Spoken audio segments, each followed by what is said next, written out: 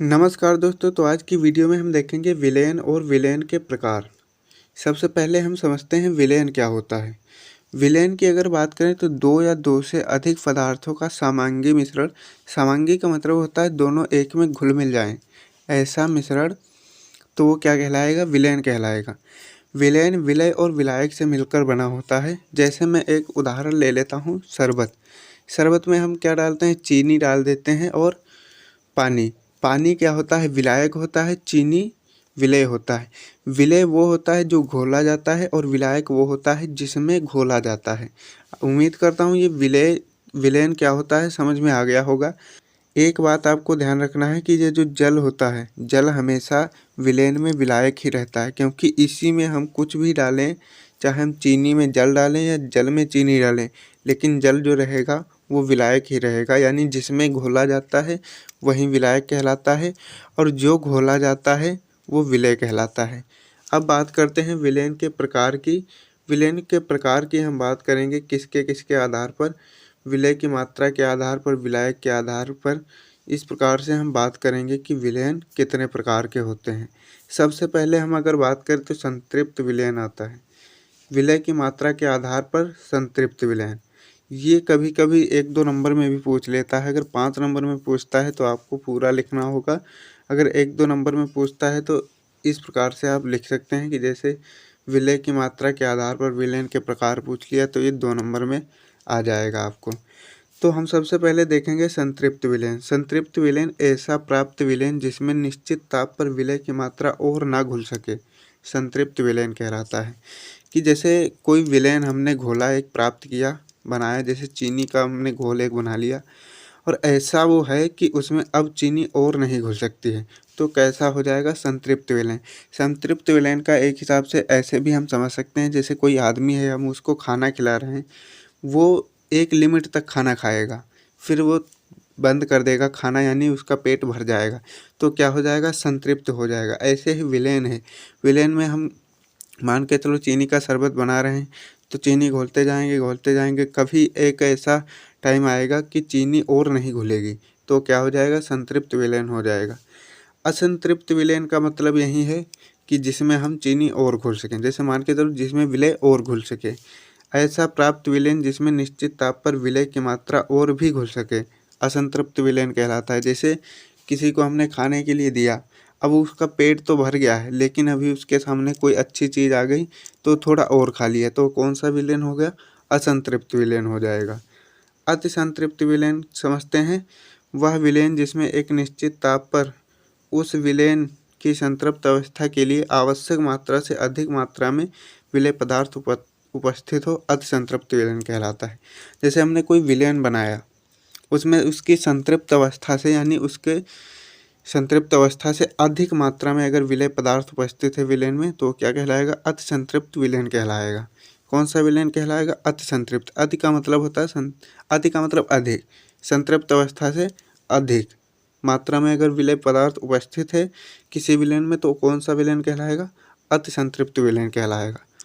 अब बात करते हैं विलायक की मात्रा के आधार पर विलेन कितने प्रकार के होते हैं। 2 प्रकार के इसमें होते हैं। तो सबसे पहला है सांद्र विलेन।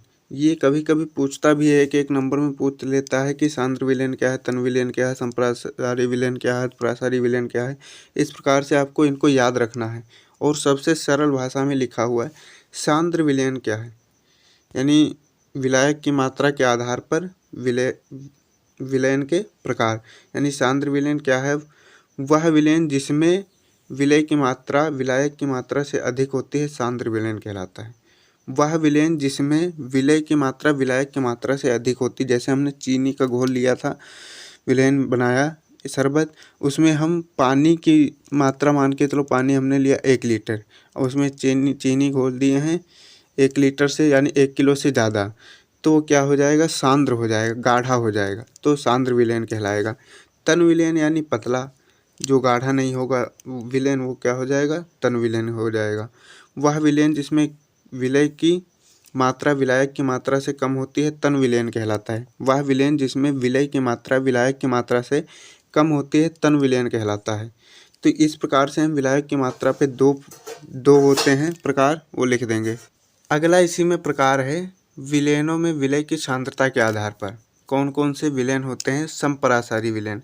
सम का मतलब होता है समान, परासारी का यानी परासरण दाब, जिसका परासरण दाब समान होता है समपरासारी विलेन कहलाते हैं। तो यहाँ पर लिखा हुआ है, जब दो विलेनों का परासरण दाब बराबर होता है तो ऐसे विलेनों को समपरासारी विलेन कहते हैं। उम्मीद करता हूँ ये समझ में आपको आ गया होगा कि समपरासारी विलेन क्या होता है। जब दो विलेनों का परासरण दाब बराबर होता है ऐसे विलेनों को समपरासारी विलेन कहते हैं। अगला है अतिपरासारी विलेन। अतिपरासारी विलेन क्या होता है? जब दो विलेनों में किसी एक विलेन का परासरण दाब अधिक होता है।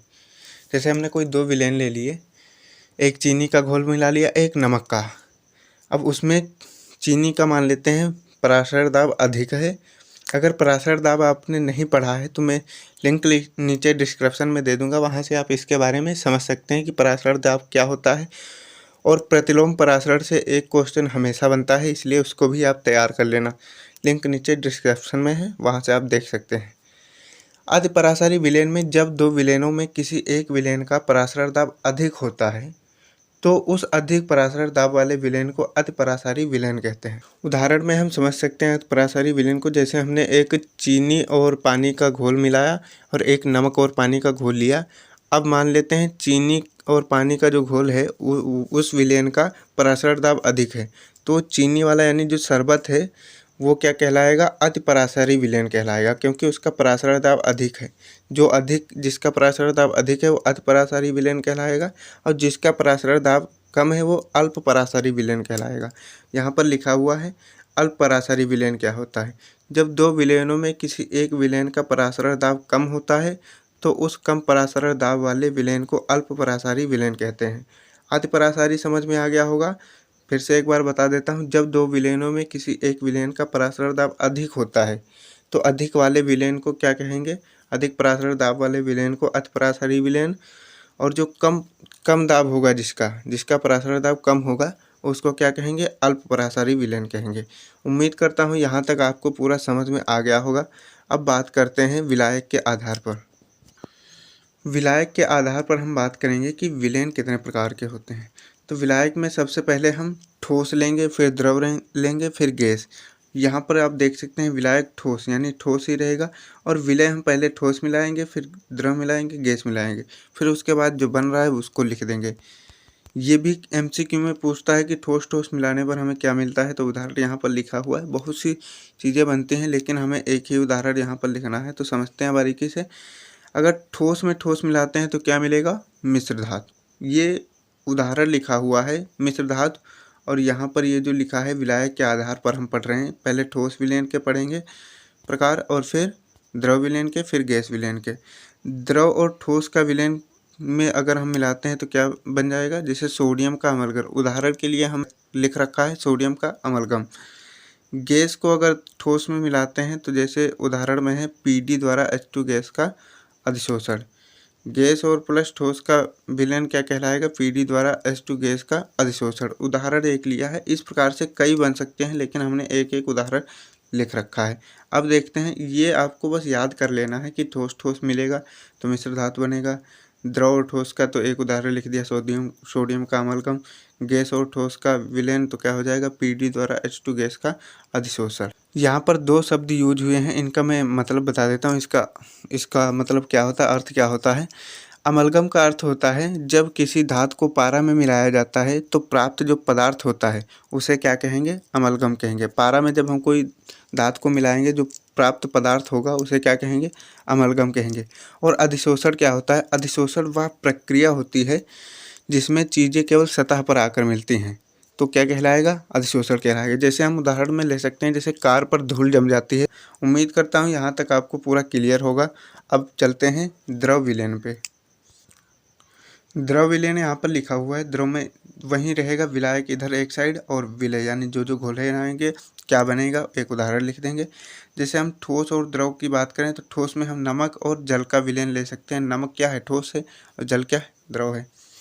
द्रव और द्रव का विलयन यानी एल्कोहल और जल का विलयन। एल्कोहल यानी दारू या मदिरा आप समझ सकते हैं। दारू और जल का विलयन दोनों द्रव है, दारू भी क्या है, द्रव है, और जल भी क्या है, द्रव है। गैस और द्रव का विलयन यानी जल में घुली O2 गैस, O2 गैस, जल में घुली O2 गैस, ऑक्सीजन गैस मान सकते हैं, O2 यानी ऑक्सीजन गैस। अब बात करते हैं गैस विलयन की। गैस विलयन में भी हमें इसी प्रकार से लिखना है। अगर हम गैस में ठोस को मिलाते हैं यानी गैस और ठोस का विलयन करते हैं तो इस प्रकार से हमें एक उदाहरण लिख दिए हैं। धूल के कण वायु में, धूल के जो कण होते हैं वो ठोस होते हैं, भले वो छोटे होते हैं लेकिन वो ठोस होते हैं। और वायु क्या है, एक प्रकार से गैस है, तो उसको जब हम धूल के कण और वायु के मिश्रण को कहेंगे तो ठोस और गैस का मिश्रण हो जाएगा। तो यहाँ पर लिखा हुआ है धूल के कण वायु में। जो गैस में अगर हम द्रव को मिलाते हैं तो यहाँ पर जलवाष्प का वायु में मिश्रण। जलवाष्प क्या होता है, जब हम कभी पानी को उबालते हैं या उबलते देखा होगा आपने, तो उसमें जो भाप बनकर उड़ जाता है वही क्या होता है, जलवाष्प होता है। और वो कहाँ मिल जाता है, वो हवा में मिल जाता है, हवा। तो इसलिए हम लिख देंगे उसमें एक उदाहरण, जलवाष्प का वायु में मिश्रण। द्रव और गैस में अगर मिश्रण पूछ रहा है तो क्या हो जाएगा, जलवाष्प का वायु में मिश्रण। गैस और गैस के मिश्रण में हम क्या लिख सकते हैं उदाहरण में, N2 और O2 का मिश्रण, N2 और O2 का, नाइट्रोजन गैस और ऑक्सीजन गैस का मिश्रण। तो उम्मीद करता हूँ यहाँ तक आपको समझ में आ गया होगा। यहीं तक आपको लिखना है। फिर से एक बार मैं ओवरऑल बता देता हूँ कि क्या क्या इसमें हमने देखा है अभी। विलयन के प्रकार आज हम प्रॉपर तरीके से पढ़ लिए हैं। विलयन के प्रकार में जैसे विलय की मात्रा के आधार पर हमने संतृप्त विलयन, असंतृप्त विलयन, अतिसंतृप्त विलयन पढ़ लिया। और विलायक की मात्रा के आधार पर हमने सांद्र विलयन, तन विलयन, और विलयनों में विलय की सांद्रता के आधार पर हमने समपरासारी विलयन, अल्पपरासारी और अतिपरासारी विलयन पढ़ा। और विलायक की मात्रा के आधार पर हमने ठोस का विलयन पढ़ा और द्रव का विलयन पढ़ा और गैस का विलयन पढ़ा। यहाँ तक अगर आपको समझ में आया हो तो एक लाइक कर देना, चैनल को सब्सक्राइब कर लेना। अब बात करते हैं कि आप इसकी फ्री में PDF कहाँ से डाउनलोड कर सकते हैं। PDF डाउनलोड करने के लिए आपको जाना है टेलीग्राम में। अगर आपने टेलीग्राम डाउनलोड नहीं किया है तो प्ले स्टोर से डाउनलोड करके उसको लॉगिन कर लेंगे। लॉगिन करने के बाद आप सर्च करेंगे BRGK बाय विपिन।